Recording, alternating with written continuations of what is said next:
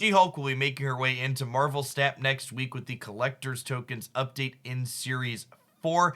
I listed her in the #1 spot for most powerful cards in these new editions. I'm looking forward to being added to the game. If you're not familiar, she's going to be a 6 energy, 10 power card. The very powerful cost reduction effect, costing 1 less for each unspent energy the previous turn. Today, I'm going to run through the top 5 decks that I'm looking forward to giving She-Hulk a try in when she comes to Marvel Snap next week.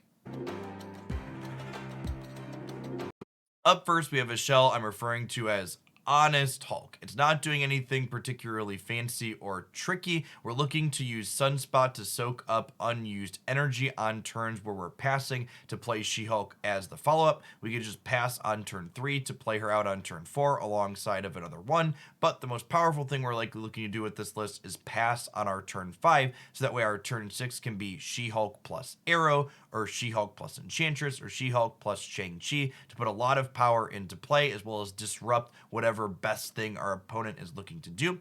The rest of this deck fleshes out with that destruction sub-package I'm a fan of in these disruptive shells. Hood, Nova, along with Mysterio, and then Carnage and Killmonger to clean things up. And we have a good mix of both interaction and the ability to put stats into play with both the Destroy and She-Hulk at the top end.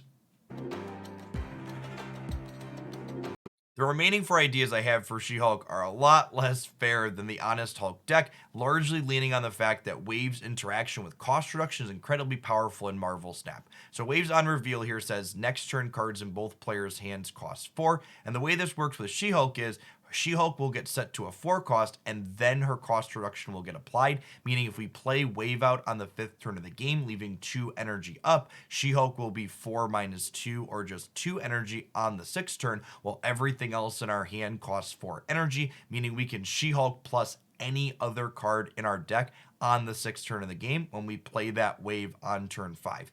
The rest of this particular shell has a move my opponent's card sub-theme for controlling. We've got Storm into Jessica Jones to lock down a flooded location, and then we've got Kingpin, who loves to blow things up on the last turn, to pair nicely with Juggernaut, Arrow, or Magneto to yank our opponent's cards around while we're putting a ton of power into play alongside She-Hulk.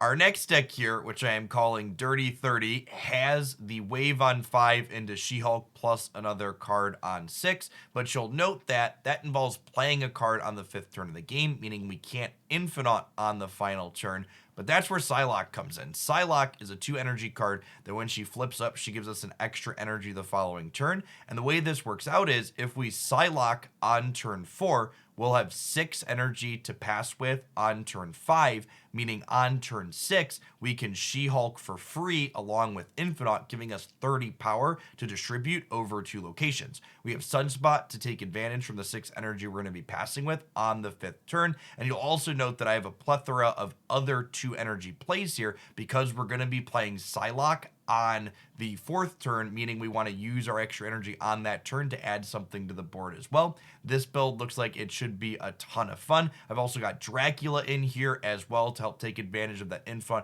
in the games where we can't play it out. I'm definitely looking forward to trying this one.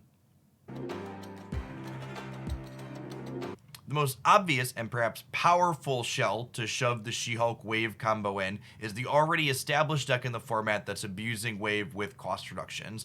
Death gets 1 cheaper for every card that's destroyed over the course of the game, meaning if you Wave into her, she can be free if you've blown up at least 4 things over the course of the game. This means if we've destroyed 4 things, we have She-Hulk, we played Wave on 5, leaving 2 energy up, we'll actually be able to play a free Death, a 2 energy She-Hulk, and then any 3rd card in our deck out on the final turn for a really big swing. The one question in my mind is, will we consistently be able to hit the 4 things destroyed breakpoint to make this triple final turn happen?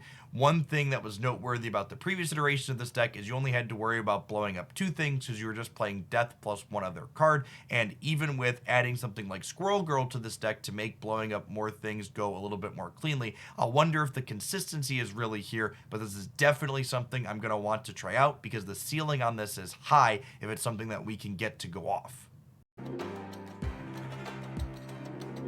Finally, we have the She-Hulk core that I am most looking forward to trying out because it leverages my favorite card in Marvel Snap right now, and that is Moon Girl, who duplicates our hand when we play her out on the 4th turn. The way multiple copies of She-Hulk work with passing unspent energy is they both receive the same cost reduction. This means if we duplicate our She-Hulk on 4 and then we pass 5 energy on turn 5, both of the She-Hulks in our hand will be just 1 energy to play on the 6th turn. This means we can go She-Hulk, She-Hulk plus Shang-Chi, or She-Hulk, She-Hulk plus Enchantress, depending on which one is more potent into our current enemy's board state. This build is also leveraging Wave, so we can go Wave on 5 into She-Hulk plus Arrow in case Moon Girl doesn't show up. And speaking of Arrow, that's another great card to play out on the final 2 turns of the game as well, in the event that we don't have a She-Hulk to copy. What shells are you looking forward to playing She-Hulk in the most if you pick her up? I would love to know in the comments down below. Remember, if you enjoyed my suggestions here, to tap that like button. And if you're new to the channel, make sure you subscribe. I post Marvel Snap game news, updates, theory crafting like this, as well as deck highlights here 7 days a week, and you wouldn't want to miss anything. Appreciate everybody that watched all the way through the end. Hopefully see you back again real soon.